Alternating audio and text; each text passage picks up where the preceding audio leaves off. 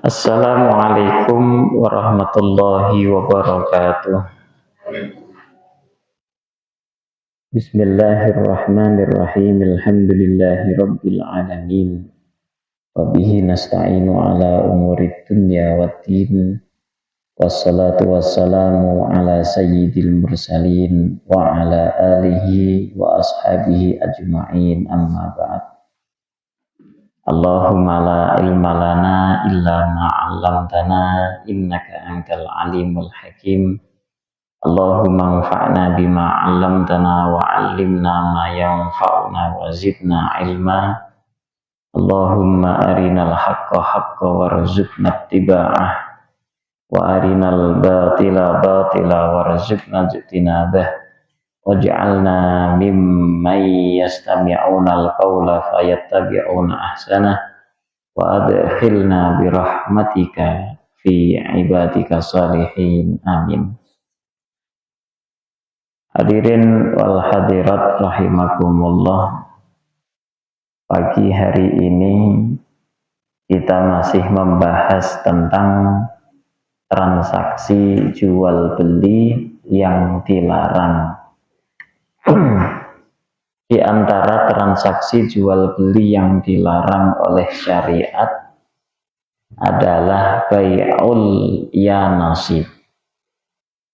Bai'ul yanasib itu adalah jual beli lotre. Apa itu jual beli lotre? Didefinisikan dengan awraqun tuba'u bi as'arin mukhtalifah. Satu kertas yang dijual dengan harga yang berbeda-beda.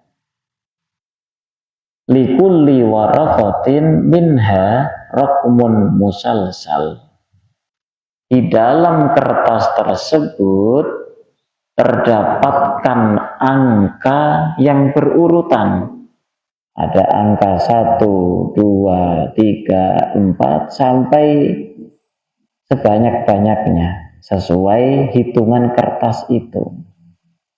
Tajri 'alaihal qur'ah lima'rifatil waraqah ar-rabihah minal khasirah. Dari sederetan kertas yang bertuliskan angka itu, nanti kertas itu diacak untuk memilih mana kertas yang bertuliskan angka yang berhadiah dan mana yang tidak berhadiah. Wa kullu waraqah laha rasidun muayyan minar ribih. Di setiap kertas yang tulisan angka tadi memiliki hadiah yang berbeda-beda. Ada yang dapat hadiah besar, ada yang dapat hadiah kecil. Faqad yahsulu sahibu waraqatin qad ishtaraha bi maghlaq zahid ala mablagh kabir. Terkadang orang yang membeli kertas tadi, lotre itu tadi, bisa mendapatkan hadiah kecil dan terkadang pula mendapatkan hadiah besar. Bainama mu'dhamil awraq tahsur wala yarbah sahibuha min waraiha syai'an. Akan tetapi kebanyakan dari kertas yang bertuliskan angka tadi itu rugi atau bahkan zong, tidak ada hadiahnya sama sekali. Orang yang membeli lotre tadi itu malah kebanyakannya rugi, tidak untung sama sekali. Nah, maka membeli lotre itu berarti berjudi, hanya mengandalkan hadzun wafir. Dia itu hanya mengandalkan keuntungan saja, untung-untungan. Kalau pas untungnya dia baik, dapat dia hadiah. Tapi pas buruk enggak akan dapat hadiah.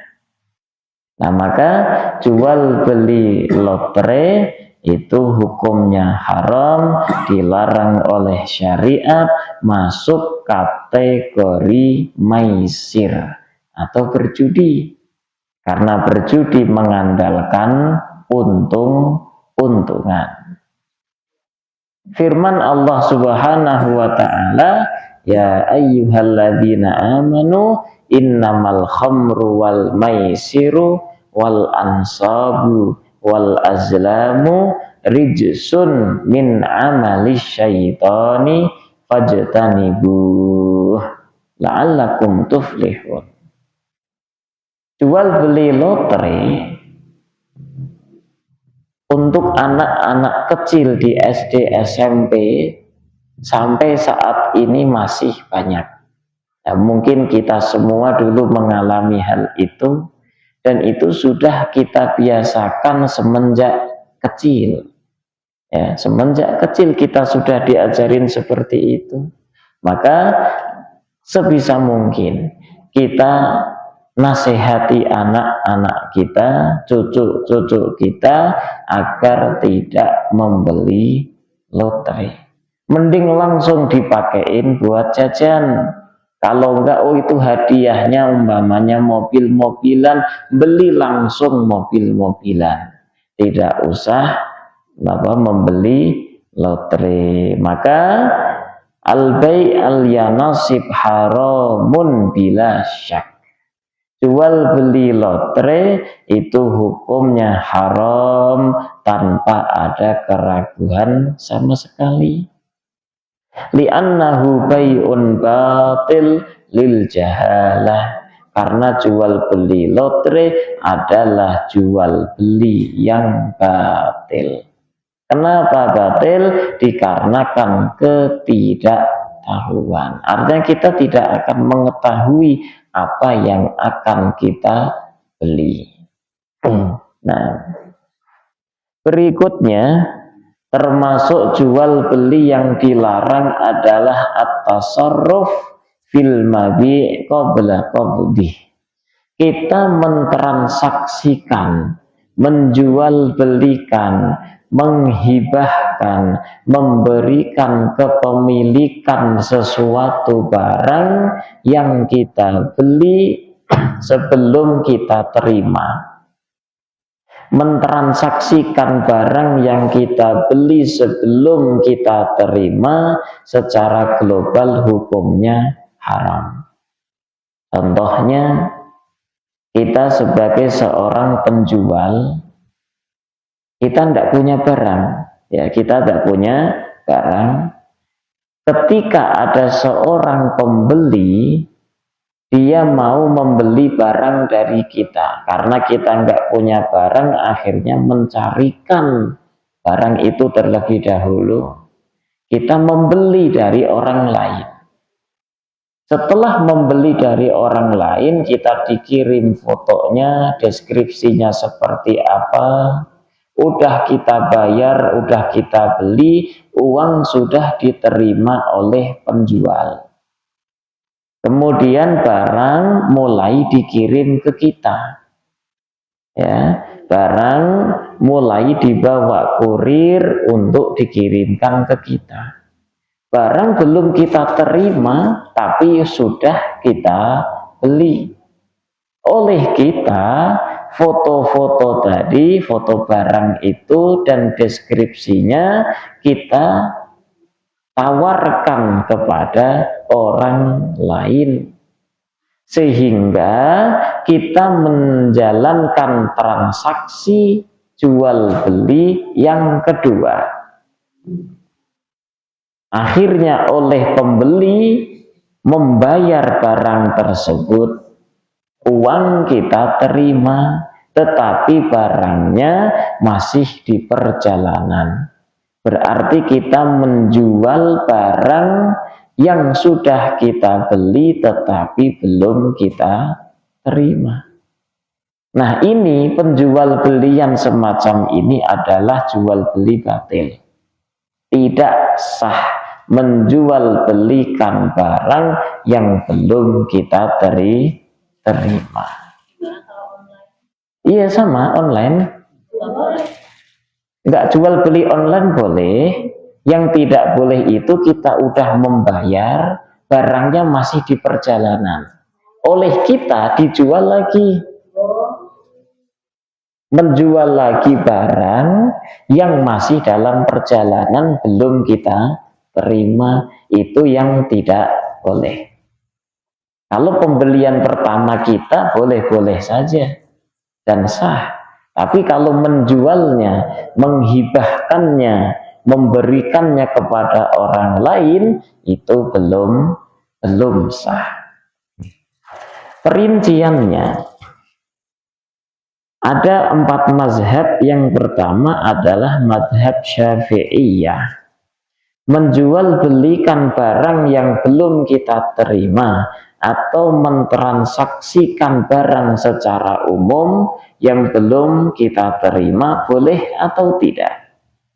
Mazhab Syafi'iyah mengatakan la yasihhu lil mushtari an yatasarrafa fil mabi' qabla qabdih. Tidak diperbolehkan secara keseluruhan bagi seorang penjual, asalnya dia pembeli, dia menjual barang yang belum ada di tangannya, menjual barang yang belum ia terima sama sekali. Hatta walau qabadal ba'i athaman, bahkan andai penjual pertama telah menerima uang dari kita, penjual pertama sudah menerima sejumlah nominal harga barang itu, saya udah transfer, udah memberikan uang ke penjual pertama, tetapi karena barang belum saya terima, maka saya tidak boleh menjual kembali barang tersebut. Sampai kapan? Sampai saya menerima barang itu.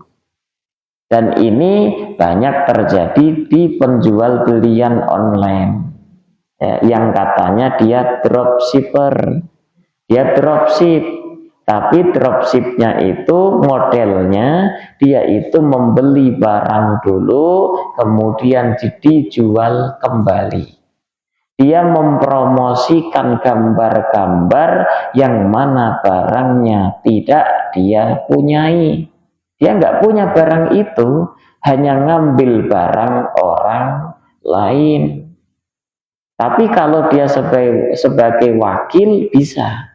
Tapi kalau dia harus membeli terlebih dahulu, apalagi membelinya menggunakan uang customer kita, maka tidak diperbolehkan. Wa adina lahu fi naqlil mabi', walaupun si penjual pertama yang kita membeli darinya sudah memperbolehkan kita untuk berpindah tangan, maka hal tersebut dalam mazhab Syafi'i hukumnya haram, dikarenakan masuk ke dalam hadis Rasul sallallahu alaihi wa alihi wasallam, idashtaraita syai'an fala tabi'hu hatta taqbidahu. Ketika kamu menjual, membeli sesuatu, maka janganlah kamu jual sehingga kamu menerimanya. Dan ini hadis muncul dari pertanyaan seorang sahabat, hadis riwayat Imam Ahmad bin Hanbal di dalam kitab musnadnya. Qultu ya Rasulullah, ada sahabat yang bertanya kepada Rasulullah. Ini sahabat namanya Hakim bin Hizam. Beliau mengatakan, inni ashtari buyu'an, aku membeli sesuatu wahai Rasul, fama yahillu li minha wa ma yahrum alaiha. Apa yang haram bagiku, apa yang halal bagiku. Rasul menjawab, idzasytaraita syai'an, ketika engkau membeli sesuatu, fala tabi'hu hatta taqbidahu, maka janganlah engkau jual sehingga engkau menerimanya. Ibu, bapak membeli sesuatu, mau dijual lagi, boleh atau tidak? Boleh kalau sudah diterima sebelumnya. Barang udah saya terima, saya promosikan, saya jual, itu boleh. Tapi kalau barangnya masih di perjalanan, belum saya terima, maka jangan dulu kita mentransaksikan. Ya, jangan dijual dulu, karena berarti kita menjual barang yang belum kita miliki, dan itu tidak sah. Ya, dropship tergantung gambarannya dia seperti apa. Kalau gambarannya dia sebagai wakil dari penjual pertama, ibu menjual barang berupa ember, gayung, dan sebagainya, saya wakilnya ibu, bu, saya ikut jualin bu ya. Nanti setiap satu penjualan saya dapat 1.000 rupiah. Ibu mengatakan oke, silakan. Berarti saya wakil. Saya menjualkan hanya bermodal deskripsi, gambar, maka sah. Iya, dikirim atau nggak dikirim sama aja. Artinya saya menjual barang yang saya tidak memiliki. Berarti kan saya nggak punya ember, saya nggak punya gayung. Itu ember gayung milik ibu toh. Saya menjualkannya, boleh atau tidak? Boleh, tapi dengan cara wakil. Yang tidak boleh itu, Bu, ketika saya sebagai dropshipper, tetapi saya tidak berupa wakil ibu. Dengan diam-diam saya mengambil atau nyomot foto ibu yang sudah di foto, itu embernya, gayungnya, saya ambil diam-diam, atau saya foto sendiri diam-diam. Saya nggak punya barang tersebut, saya bukan wakil ibu juga, kemudian saya promosikan dan ada yang beli. Ketika ada yang membeli ember tersebut, saya ditransfer uang dari orang, si pembeli tadi, customer, transfer ke saya, kemudian oleh saya baru membeli dari uang tersebut ke ibu. Embernya sah atau tidak? Tidak. Ya, yang tidak sah yang kedua. Atau dengan gambaran yang ketiga, nggak sah juga. Saya membeli ember gayung dari ibu. Uang sudah saya transfer ke ibu, udah diterima oleh ibu, tapi ember gayung masih diantar ke saya, belum saya terima. Tetapi oleh saya sudah saya promosikan dan ada yang membeli barang tersebut. Mereka transfer ke saya, dan tetapi saya belum menerima ember gayung dari ibu. Ini juga hukumnya haram. Menjual belikan barang yang belum diterima. Kenapa bisa haram? Dikarenakan barang itu sudah sepenuhnya milik saya ketika saya sudah menerima barang dari ibu. Kalau saya belum menerimanya, maka belum sepenuhnya saya memiliki barang tersebut, sehingga tidak sah saya menjualnya. Syarat menjual beli apa? Barang yang dijual harus milik penjual. Itu Bu ya. Nah, itu madhab Syafi'i. Madhab Hanafi bagaimana? Madhab Hanafi minal bai'il fasid, termasuk di antara jual beli yang rusak, yang batil, adalah bai'ul a'yan al-mankulah. Menjual belikan barang-barang yang bisa dipindahkan, seperti meja, HP, laptop, itu barang bisa dipindahkan. maka hukumnya haram, tidak sah penjual belian itu sebelum orang yang menjual menerima barang tersebut. Kalau sudah diterima boleh dia jual, kalau belum diterima tidak boleh ia jual. Dan ini khusus barang-barang yang apa? Yang bisa dipindah. Sedangkan barang-barang yang tidak bisa dipindah seperti rumah, tanah, bangunan-bangunan permanen, maka diperbolehkan dijualnya tanpa harus menerima terlebih dahulu. Contohnya, saya membeli tanah di Sumedang 200 juta sekian tombak. Oke, sudah beli tanah, udah transaksi di sini. Ya, transaksi di Jati Handap, beli, uang udah saya serahkan ke pemiliknya. Tanah di mana? Di Sumedang.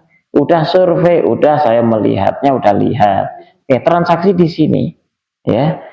Kemudian setelah transaksi beres, saya serahkan uang 200 juta, kemudian si pemiliknya sudah memasrahkan tanah tersebut ke saya. Surat-suratnya udah ada di saya semua. Kemudian oleh saya belum ke sana lagi, belum melihat lagi. Oleh saya langsung saya jual ke orang lain. 250 juta. Boleh atau tidak? Boleh. Boleh, karena apa? Karena ini barang-barang yang tidak bisa dipindah.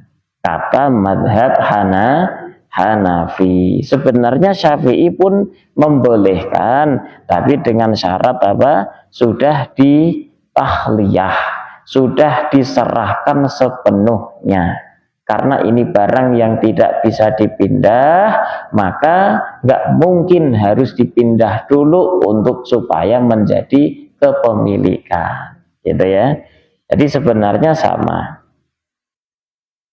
Naam, fa idza ishtara hayawanan aw qutnan aw thiyaban aw nahwa dzalik tsumma ba'a liman ishtaraha minhu aw li ghairihi kanal bai'u tsani fasidan. Andai ada orang membeli hewan atau membeli kain atau baju dan semisalnya dari barang-barang yang bisa dipindahkan, kemudian dia jual kembali sebelum ia terima, ia jual kembali kepada penjual pertama atau orang lain, maka jual beli tersebut itu fasid, tidak diperbolehkan. Sedangkan barang-barang yang tidak bisa dipindah sebagaimana bangunan rumah permanen atau tanah atau pohon besar, maka diperbolehkan dan hukumnya safa'innahu yasihu, maka hukumnya itu sah. Nah, itu kata madhab Hanafiyah. Dan yang ketiga, kata madhab Hanabilah, madhabnya Imam Ahmad bin Hambal. Yasihu tasarrufil mabi' bil bai'i qabla qabdihi idza kana ghaira makilin au mauzunin au madru'in. Boleh kita menjual belikan barang-barang yang belum kita terima secara mutlak, secara global, terkecuali ketika barang yang kita akan jual adalah barang yang dikail, diliter. Seperti zaman dulu beras itu diliter, nah, beli 1 liter, 2 liter. Atau barang-barang yang ditimbang, ya, ditimbang itu nggak boleh kita jual belikan sebelum kita menerimanya. Atau barang-barang yang di meter, seperti membeli kain, kita beli kain 1 dhira, 2 dhira, ada meterannya. 3 barang ini nggak boleh dijual belikan sebelum kita menerima barang tersebut. Tapi selain itu seperti barang HP, Ya, kita beli HP, belum di tangan kita HP-nya, udah kita bayar, terus kita promosikan, kita jual, transaksi, maka sah transaksi tersebut. Karena apa alasannya? Karena HP itu jelas. Selama di situ udah jelas apa spesifikasinya, begini, deskripsi sudah ada semuanya, maka orang akan kegambar. Beda dengan barang-barang yang diliter, takut literannya kurang atau ditimbang, ya, maka tidak diperbolehkan. Dan yang terakhir kata mazhab Malikiyah, yasihu lil mushtari an yatasarrafa fil mabi' qabla qabdih.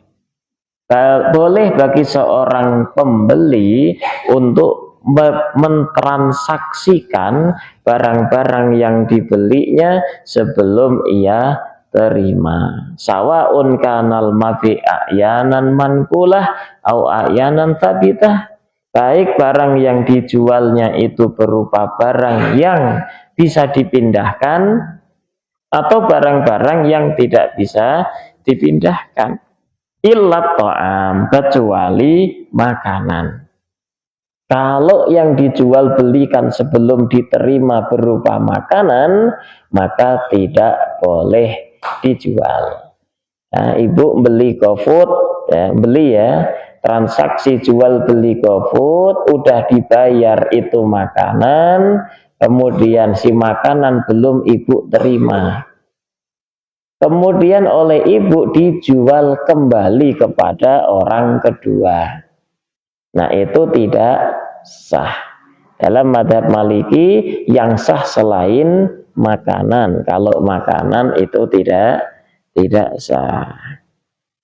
Landasan atau dalil daripada pendapat ini adalah hadis riwayat Imam Bukhari dan Muslim dari Ibnu Umar radhiyallahu taala anhuma, bahwa Rasulullah sallallahu alaihi wa alihi wasallam bersabda, manishtara ta'aman, barang siapa yang memberi makanan, membeli makanan, fala yabi'hu hatta yastawfiyahu, maka janganlah ia menjualnya sehingga ia menerimanya.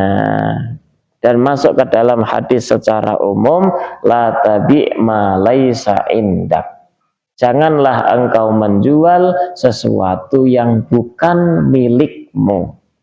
Ya, kita membeli belum kita terima, itu barang belum milik kita sepenuhnya, maka janganlah engkau jual. Ya, lebih amannya bagaimana? Dari 4 mazhab ini, ihtiyatan, lebih amannya kita terima dulu barang tersebut. Jangan dulu diakad, ditransaksikan. Walaupun hanya sekadar akad saja. Enggak boleh. Kalau janji untuk membeli, silakan. Ya, ini saya membeli kemarin membeli motor, membeli sepeda listrik umpamanya. Kemarin saya beli sepeda listrik langsung 2, ada 1 nih mau beli enggak gitu. Lah mana sepedanya? Masih dalam proses pengiriman. Ini gambarnya kayak gini, deskripsinya seperti ini. Nanti kalau datang dibeli ya gitu. Oh iya boleh, siap, nanti kalau datang saya beli. Itu namanya janji untuk membeli, nggak masalah. Tapi kalau sudah akad, oke, saya beli dengan harga sekian, ini uangnya. Itu sudah akad, maka tidak diperbolehkan. Nah, berikutnya al-bai' lisil ahmin rajulaini, menjual suatu barang jualan kepada 2 orang. Saya punya jualan sepeda motor, saya pertama jual ke Pak Aep, ya sudah transaksi ya, jual ke Pak Aep dengan harga berapa? 5 juta rupiah, oke, dibayar 5 juta rupiah, motor masih ada di saya, tetapi saya nyari customer lagi yang berani membayar dari lebih daripada harga Pak Aep 5 juta. tawarin ke Pak Asep, Pak mau nggak motor 7 juta lah itu. Oh siap 7 juta. Nah ini menjual belikan barang jualan kepada 2 orang atau lebih. Orang yang pertama sudah sah, udah ngasih bayaran, udah sah pokoknya sepakat, udah ngasih bayaran tapi barang belum di saya ya. Saya jual lagi ke orang yang kedua dengan harga yang lebih tinggi atau bahkan harga yang lebih murah umpamanya. Maka orang yang kedua itu tidak sah. Yang sah hanya orang yang pertama saja. Idza ba'a rajulun sil'atan li rajulin, ketika ada seseorang menjual barang jualan kepada seorang, tumaba ahli akhar, setelah terjadi transaksi jual beli, dia menjualnya kembali kepada orang lain, orang kedua, fahiya lil awwal minhuma, maka yang sah adalah jual beli transaksi orang yang pertama. Dalilnya adalah hadis Bukhari Muslim dari Samurah radhiyallahu taala anhu, dari Nabi sallallahu alaihi wasallam, beliau bersabda, ayyumam ra'atin zawwajaha waliyani fahiya lil awwal minhuma. Ada seorang perempuan dinikahkan oleh 2 walinya dengan laki-laki yang berbeda, maka yang sah pernikahannya adalah laki yang pertama. Wa ayyuma rajulin ba'a bai'an min rajulaini fahuwa lil awwal minhuma. Begitu juga ketika ada seseorang dia menjual barang jualannya kepada 2 orang, yang pertama dan yang kedua, maka jual beli yang sah adalah yang pertama. Nah, al-bai' fi maradil maut, berikutnya jual beli dalam keadaan sakit, yang sakit itu berujung kepada kematian ya, sakit yang berujung kepada kematian. Ada orang sakit, sudah parah, sakit keras istilahnya, sudah sakit keras, dia menjual barang-barang miliknya kepada ahli warisnya sendiri atau kepada orang lain. Dan ini memang pernah kejadian. Saat sakit keras, dia itu menjual sebidang tanah miliknya kepada anaknya sendiri yang paling kecil. Ya, kejadian di Katapang, Kabupaten Bandung. Dijual, oke, si anaknya menerima itu. Nah, ini tanah sepetak ini saya jual ke kamu ya, dengan harga 50 juta. Oke Bu, saya terima. Dikasihkan uangnya, habis itu meninggal. Namanya apa? Menjual beli saat sakit keras. Sah atau tidak jual beli seperti ini? Atau menjual belinya bukan hanya ke ahli waris, tetapi ke orang lain juga, gitu. Dijualnya ke orang lain. Fama tafi hadal marad, kemudian dia meninggal di sakit tersebut, layan food bai'uhu, maka jual belinya orang itu tadi tidak sah. Ya, batil jual belinya, langsung batal. Illa bi ijazati bakil warathah, kecuali ahli waris yang lain mengizinkan. Fa'in ajazuhu sahha, ketika ahli waris semua itu mengizinkan, ya soklah, nggak apa-apa, maka sah jual belinya itu. Wa illa, kalau tidak mengizinkan 1 orang saja, lam yasihha, maka jual belinya tadi menjadi tidak sah. Kenapa bisa seperti itu? Dikarenakan ahli waris itu berhak memiliki warisan, berhak mendapatkan warisan. Bisa jadi pemilik harta itu tadi menjual hartanya kepada orang dengan tujuan agar ahli waris yang lain tidak mendapatkan warisan. Bisa jadi ya, ini khusus dalam keadaan sakit keras yang berujung kepada kematian. Beda halnya dengan orang yang menjual barang-barang miliknya dalam keadaan sehat wa'afiat. Itu beda dan itu sah, tidak perlu kesepakatan ahli waris. Ya, nggak perlu ahli waris anak-anaknya harus tanda tangan, enggak. Karena menjual belinya saat keadaan sehat. Yang harus tanda tangan, harus persetujuan ahli waris adalah ketika penjual dalam keadaan sakit keras yang berujung kepada kematian. Wa kadzalika law ba'ahu li ghairi warithin li anna mahlal maridi milkun milku warathatihi hukman. Harta atau warisan daripada pemilik itu merupakan kepemilikan ahli warisnya secara hukum. Maka ahli warisnya berhak memiliki harta warisan itu. Nah, sekali lagi menjual belikan barang dalam keadaan sakit keras itu tidak sah. Baik dijualnya kepada ahli waris sendiri atau dijualnya kepada orang lain. Kemungkinannya sangat banyak. Ada seorang anak umpamanya, dia itu pengen membeli tanah milik bapaknya. Nunggu kesempatan kapan? Saat bapaknya sakit keras. Ya. Saat bapaknya sakit keras, caper ini anak, cari perhatian. Micitin, yang buatin makanan, minuman. Tapi niatnya caper ya, nyari perhatian saja. Nanti ketika sakit keras nggak bisa mikir dengan bagus, dengan baik, si bapaknya diocok-ocokin. Diocok-ocokin itu? Dibujuk, diintervensi lah, gitu. Dibujuk. Akhirnya mau tidak mau nggak ada pilihan lain selain menjual harta tersebut kepada anaknya. Atau saat merasakan sakit sakaratul maut itu, ayo Pak jual ke saya Pak, ayo Pak. Nah, akhirnya terdesak dan menjuallah itu tanah kepada anaknya itu tadi.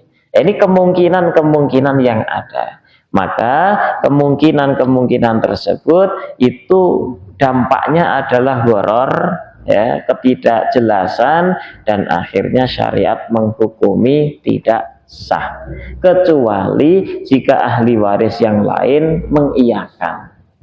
Maka seakan ahli waris itulah yang ikut menjual barang milik orang tuanya.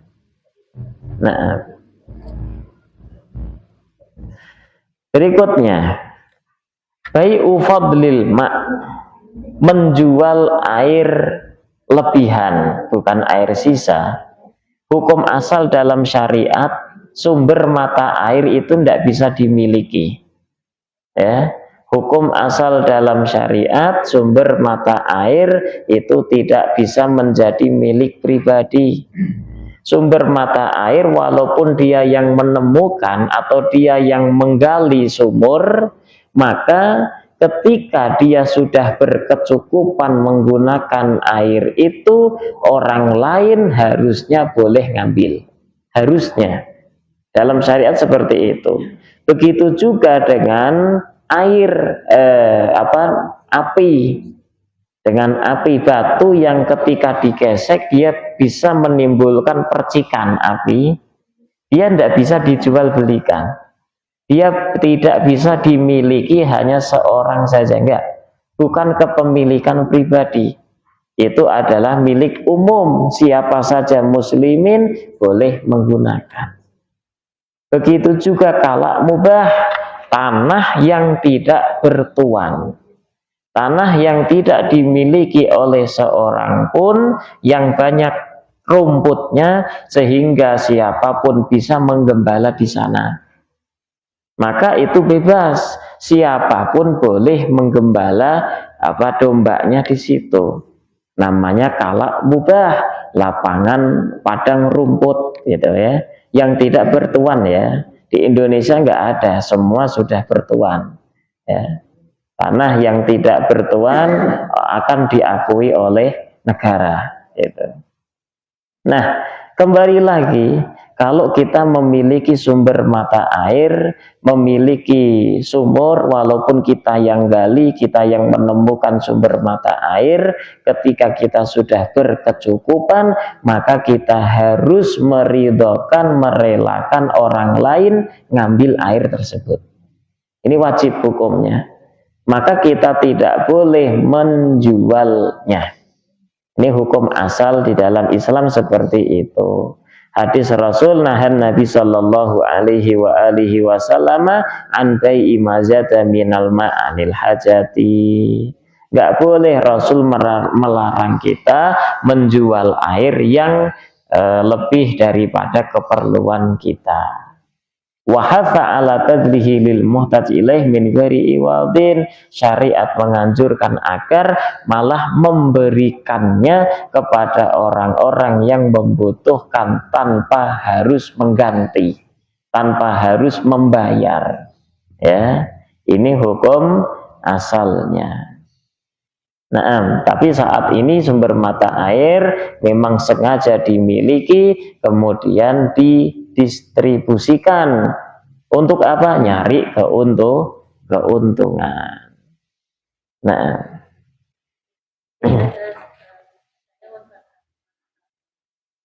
buat usaha, terus ada air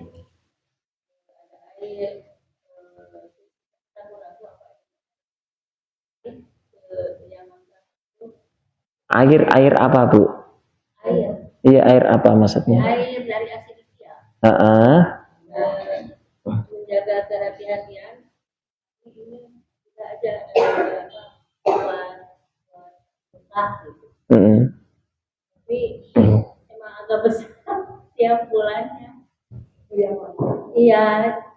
Terus kalau seandainya kalau saya ke yang kontrak narik gitu, air gimana? Hukum asal di dalam Islam, kita tidak boleh minta ganti atau minta bayaran dari air yang kita berikan, karena hakikatnya itu air bukan milik kita ya. Air itu bukan milik kita, hakikatnya seperti itu. Yang bayar saya. Oh, ibu yang bayar. Kalau air ibu bayar, ibu beli air, berarti ibu harusnya itu tidak sedekah itu. Kalau sedekah silakan, bagus. Tapi kalau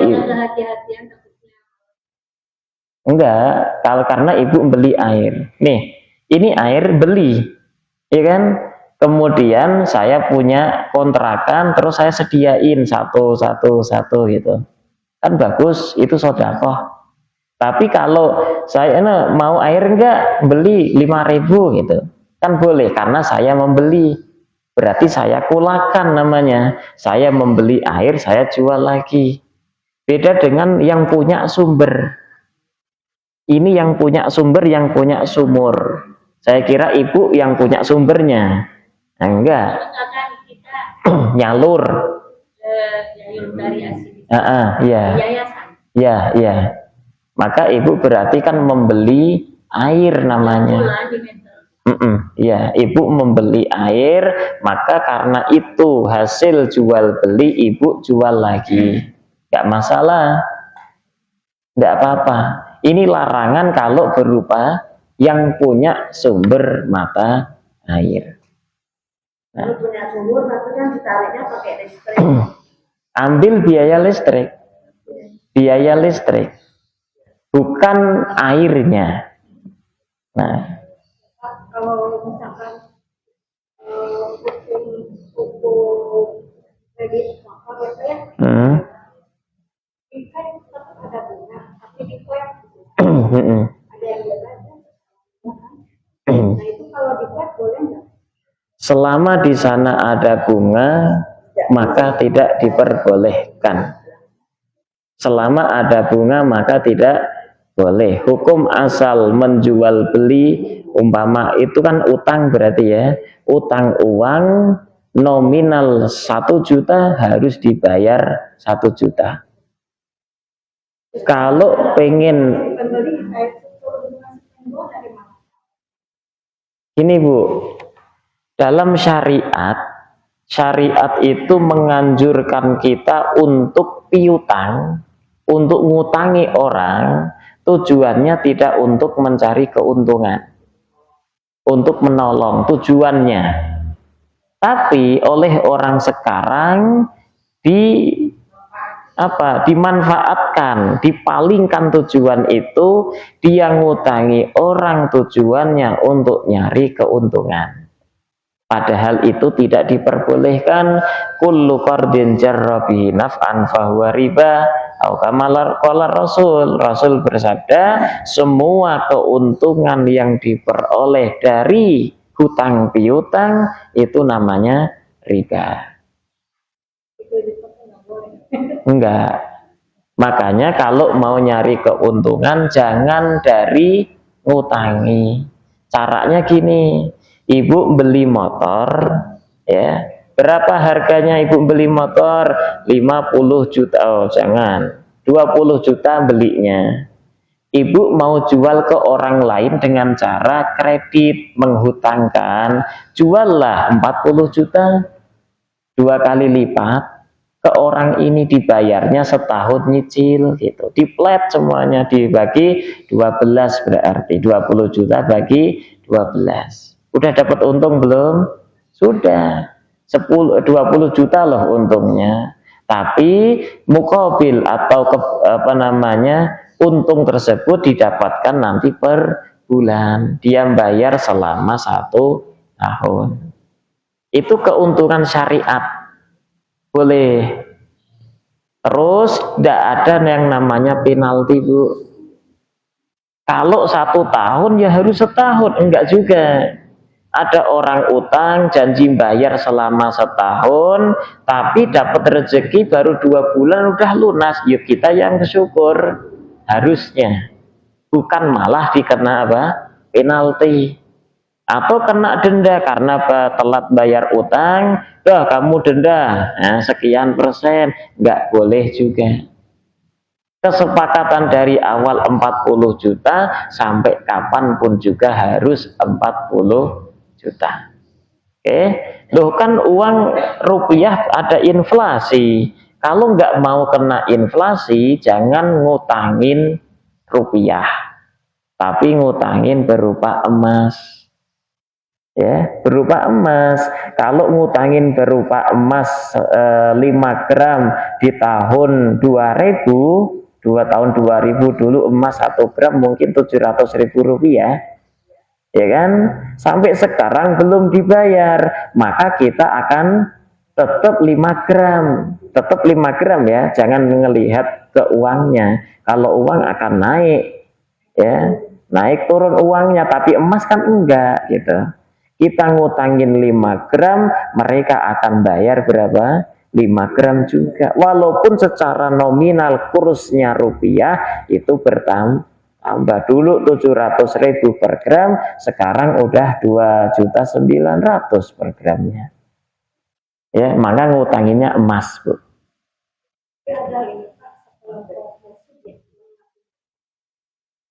Musik. Mursyid.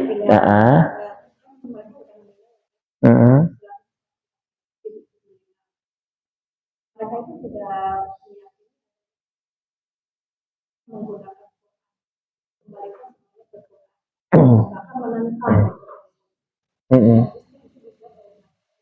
dan sekarang segala sesuatu lainnya ke Quran bukan ke hadis. Pendapat gimana yang tidak mengakui dengan adanya? Nah, orang yang tidak mengakui adanya hadis namanya mungkirus sunnah, orang yang mengingkari sunnah. Dan Rasul Shallallahu Alaihi Wasallam itu pun perintah Al-Quran, supaya kita mengikuti Rasul. atiullah wa atiur rasul wa ulil amri minkum. Taatlah ke Allah, taatlah ke Rasulullah. Gimana caranya kita taat ke Rasulullah kalau tidak ada hadis? Itu Allah yang perintahkan ya. Allah yang perintahkan, tidak hanya ke Al-Quran saja, nggak ada nas juga yang mengharuskan kita ke Al-Quran. Satu. Yang kedua, kalau mereka mengingkari adanya hadis, kenapa Al-Quran nggak sekalian diingkari aja? Kan hadis itu buatan manusia. Nah, Al-Quran siapa yang nulis? Yang nulis siapa? Manusia. Loh, itu bukannya dari Allah. Tahu dari mana Al-Quran dari Allah? Ya hadis juga, dari Rasul juga. Itu kenapa nggak sekalian Al-Quran diingkari aja gitu? Ya itu makanya. Terus kenapa kita harus percaya Al-Quran dan hadis? Karena Al-Quran hadis memiliki satu metode untuk supaya kita yakin dengan jalan perawi hadis. Al-Quran itu Bu, menulisnya satu persatu itu lewat hadis loh. Hadis Rasul pernah bersabda kayak gini, ini adalah Al-Quran. Ya, ini ayat Al-Quran, ini satu surat itu turunnya tidak berbarengan. Al-Baqarah itu turunnya nggak berbarengan loh, terpisah-pisah sesuai kondisi. Nah, kita bisa tahu ini Al-Baqarah segini, ini Ali Imran segini, ini surat Anu segini. Tahu dari mana? Hadis. Gitu. Kalau dia mengingkari hadis, harusnya mengingkari juga Al-Quran. Harusnya. Ya, tapi kita percaya kepada hadis karena Al-Quran itu mujmal, universal. Yang mensyarahkan, yang memerincikan adalah hadis. Tanpa adanya hadis kita tidak bisa loh. Banyak kalau pertanyaan kayak gitu mah, seperti umpamanya sholat aja, wudhu mungkin lah, wudhu ada basuh muka, basuh tangan, kepala, dan kaki, ada di dalam Al-Quran perinci. Sholat ada enggak? Di dalam Al-Quran secara terperinci enggak ada. Kenapa sholatnya ngadep kiblat? Ada enggak di Al-Quran? Loh itu ada. Apa namanya di dalam fawalli wajhaka syatral masjidil haram. Oke, sholat ngadep kiblat. Kemudian takbiratul ihram ada enggak dalam sholat? Baca Fatihah, kewajiban baca Fatihah dalam sholat ada enggak di dalam Al-Quran? Ada? Enggak ada. Hadis adanya. Itu. Jadi mereka sebenarnya ya apa namanya menjilat ludahnya sendiri. Istilahnya seperti itu. Kemudian kemarin teman ya, yaitu percaya pemusik dari pegang musik semua waktu mereka akan meninggal. Dia mengatakan karena saya karena habis ya saya bohong banyak yang palsu, jadi semuanya kembali ke Al-Quran. Tidak apa-apa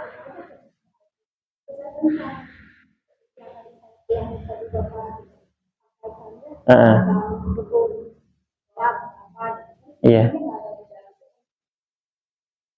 Nah.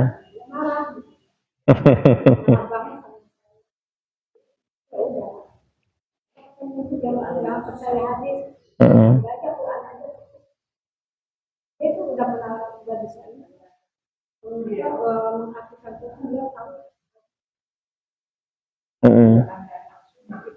Iya. mungkin dia nggak percaya hadis. Di mana orang mana? Oh, jauhnya. Di mana tuh sekarang? Di sini. Oh, di sini. Saya bisa ketemu. Nanti saya pengen ketemu orangnya.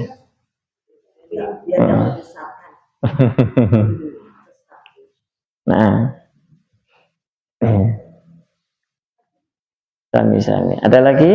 Ada, maaf. Silakan. Misalnya kita beli emas, terus janjinya dibayarnya 2 bulan.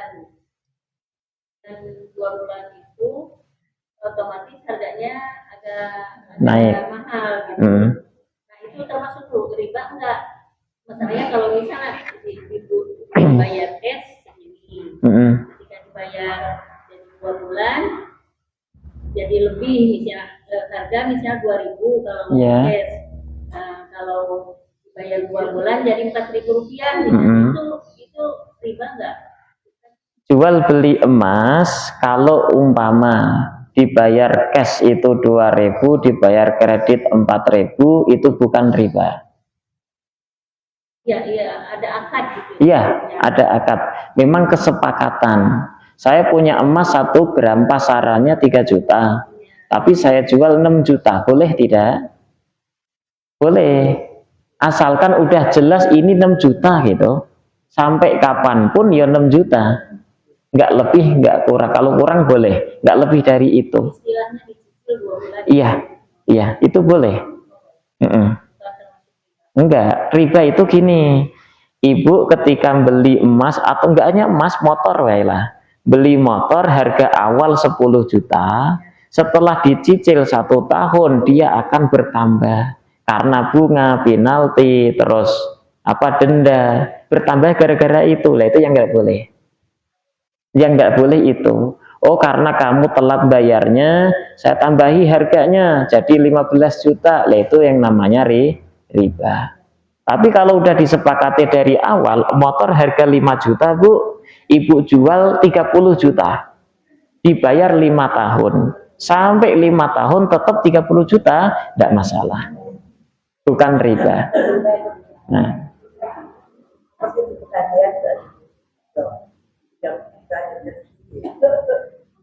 Selama itu harganya sama, harga sama, maka bukan riba. Tapi kalau tiba-tiba naik, nah itulah yang disebut sebagai riba. Kalau pajak bumi dan bangunan setelah tidak didenda. Ada dendanya gitu? Kalau pajak bukan piutang sih. Pajak kan bukan hutang. Mungkin itu denda karena apa? Karena keterlambatan. Hukum asal pajak sih dalam Islam nggak ada. Itu mah kesepakatan saja antar manusia. Nah, kalau sekarang kalau ya tahunnya itu sudah nggak naik yang tiba-tiba itu tidak diperbolehkan. Makanya carilah cecer rumah yang syariat. Dari awal sudah disepakati harganya, dia nggak akan naik. Tapi kalau KPR itu yang tiba-tiba naik sebisa mungkin dihindari. Iya. Iya. Nah, makanya dihindari sebisa mungkin, jangan ke sana. Kalau udah jadi biarnya tiap tahun itu 1 juta. Boleh. Iya, selama harga nggak naik. Iya. Selama harga tidak naik maka diperbolehkan. Ya nggak boleh harga naik tiba-tiba itu.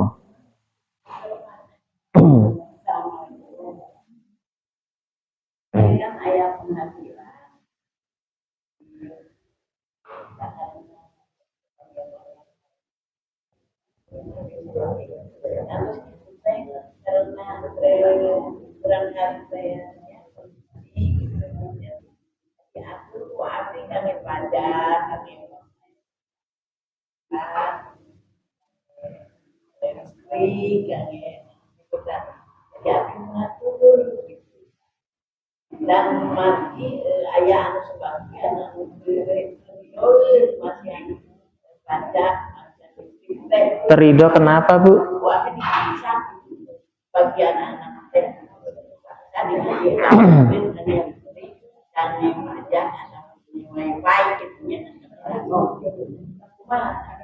Iya, nggak ridhonya kenapa Ibu?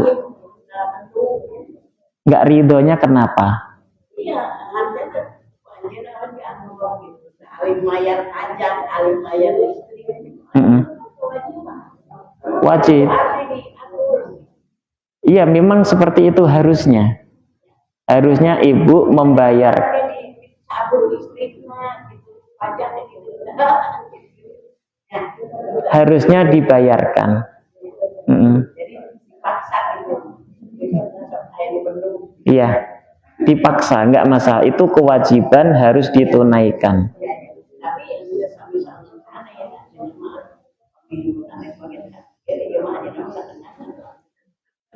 Sudah betul. Sudah bagus. Kita tanya, kalau misalnya saya punya usaha kontrakan, terus itu tiap tahun itu per bulan, jadi per bulan tetap aja setahun misalnya, tapi tiap tahun ganti itu ada kenaikan itu nggak apa-apa. Nggak masalah. Itu nanti bikin kesepakatan baru. Kan sepakat kan ini setahun sudah habis kontrakan, ya toh? Setahun sudah habis kontrakan, atau setiap bulan bahkan ada kenaikan, tidak masalah, tetapi setiap bulan kan bayar. Terus ngomong lagi, Pak, Bu, bulan ini naik ya, mau nggak? Kalau mau nggak masalah, kalau nggak mau ya sudah, gitu, nggak usah di sini, gitu. Boleh, tidak masalah. Kalau itu tidak ada riba di sana. Di dalam ijarah atau sewa menyewa tidak akan ada riba. Nah, Kadang ada yang ini, misalkan saya biasanya 1.800 malah turunin.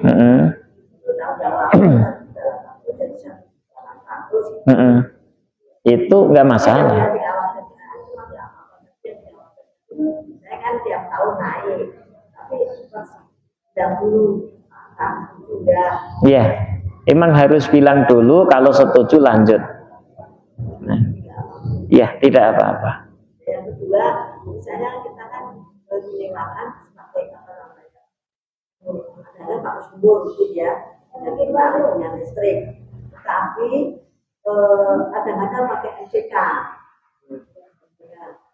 Artinya itu yang dari persediaan misalnya.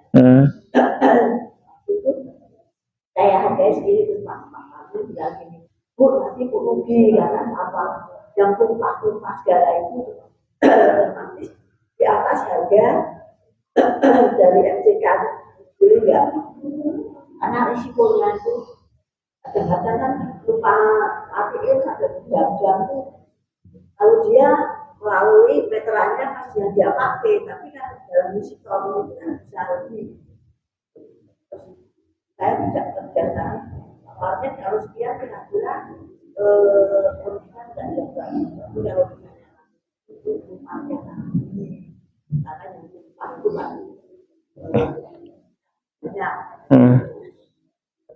apa ya? Nggak masalah. Iya. Tidak apa-apa. Kalau misalkan saya usaha kelana muda, terus nawarin ini mau balap enggak, dulu ya, jadi minta dulu uang, karena kan belum dipesenin ya, kita kan nawarin dulu ya, karena kita misalkan penjualan modal ya, kita nawarin dulu. Ya, mau, aku uangnya duluan. Iya. Kan belum dipesan kan barangnya. Boleh nggak Pak? Akadnya salam atau akad pesan itu memang harusnya seperti itu.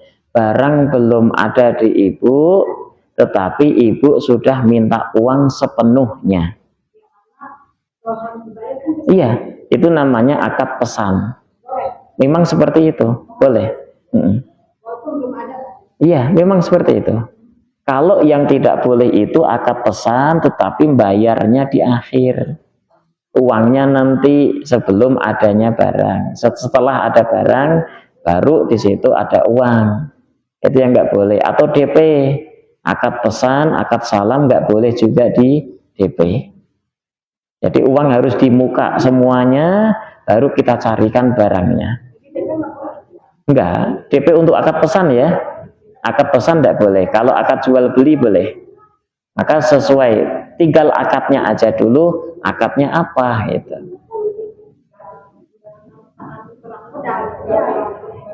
Ya, pesan aja, di akad pesan maka boleh. Cukup ya? Sami-sami.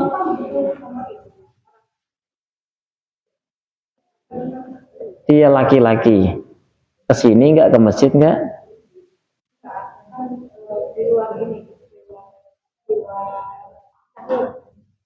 Oh, boleh nanti Bu ya. Kita akhiri dengan baca kafarah majelis. Subhanakallahumma bihamdika asyhadu an la ilaha illa anta nastaghfiruka wa natubu ilaik. Sallallahu ala sayyidina Muhammad wa ala alihi washabihi wa baraka wasallam. Walhamdulillahirabbil alamin. Assalamualaikum warahmatullahi wabarakatuh.